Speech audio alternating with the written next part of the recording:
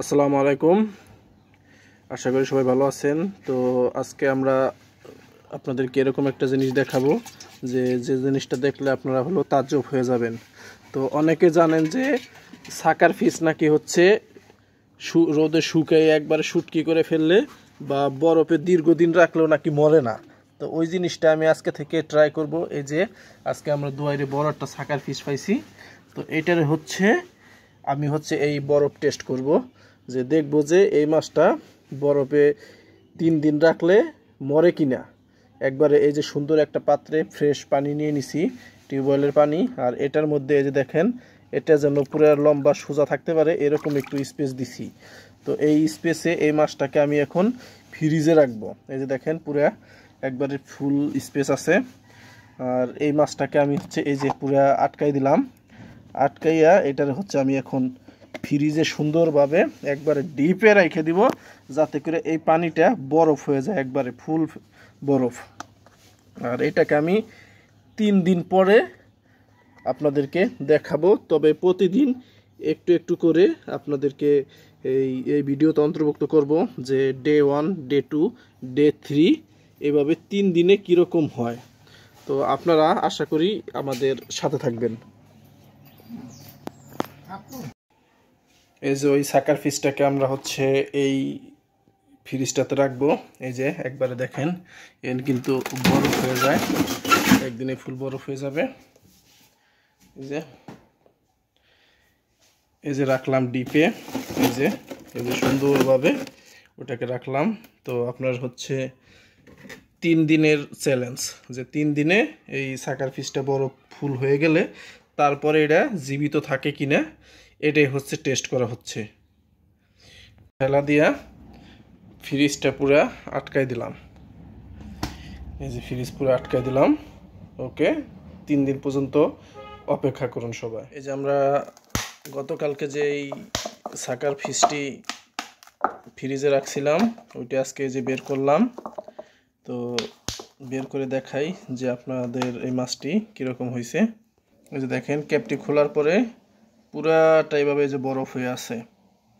তো আরও 2 দিন এভাবে রাখার পরে আপনাদেরকে ফুল ভিডিও দেখাবো। তো পর্যন্ত আমরা 2 দিন আগে একটা মাছ ফ্রিজে রাখছিলাম, সাকার ফিশ। তো এটা আজকে 3য় দিনে কি অবস্থা এই জিনিসটা আপনাদেরকে দেখাবো। এই যে আমাদের মাছটি এই বক্সে রাখা হয়েছিল। তো এই বক্সটা আমরা আপনাদেরকে এখন ওপেন করে দেখাবো। এই যে বক্সটি খুলতেছি, একটু চারকোনা দিয়ে করে নিয়ে আপনারা সাথে থাকুন। এই যে দেখেন মাছটি খুললাম, এই যে পর্যায়ে আছে, যে পুরোটা কিন্তু বরফ। এই যে দেখেন পুরোটা কিন্তু বরফ হয়ে গেছে। আজকে বরফ টেস্টের 3য় দিন।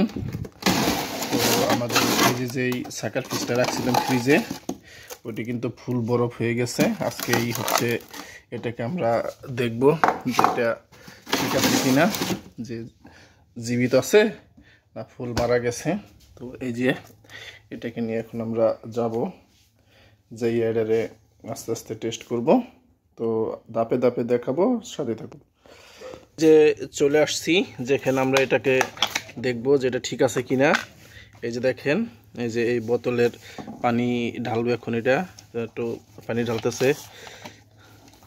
তো দেখা যাক। এই যে দেখেন পুরো ফুল বরফ হয়ে গেছে গা। তো এটা রাস্তে ছাড়ানোর চেষ্টা করি। এই যে 1 বোতল পানি ঢালার পরে এই অবস্থা আসছে। আমরা পুরা বরফটা এটা থেকে ছাড়াবো।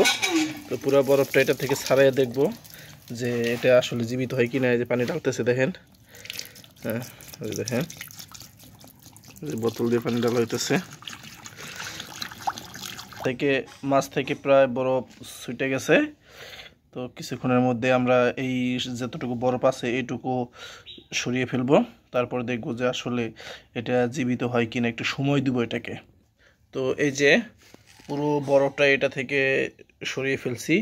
তো এখন একটু এমনি পানি দিয়া ওইটাকে রাখছি, যাতে করে ওইটার ভিতরে যে বরফ হয়ে গেছে ওইটা ঠান্ডা হয়ে ওইটা যাতে আস্তে আস্তে চলে যায়। এই জন্য হালকা একটু রোদও রাখবো। রোদে রাখার পরে ফাইনালভাবে আপনাদেরকে দেখাবো। তো সবাই ভালো থাকবেন আর সাথে থাকবেন। তো এই যে দেখেন, এখানে কিন্তু রোদ আছে, এটার উপরে পুরোটা রোদ পড়ছে। এই রোদে রাখছি। তো কিছুক্ষণের পরেই দেখাবো যে কি হয়। তো এই যে হচ্ছে সাকার ফিশের সর্বশেষ স্টেজ। এটাকে কিন্তু অনেকক্ষণ রোদে রাখছি। এই যে দেখেন গায়ে কোনো বরফ নাই। তো এখন দেখবো যে এটা আসলে মুখ নড়ে কিনা। এই যে মাছটা আস্তে আস্তে উল্টাইতেছি একটা কাঁচি দিয়া।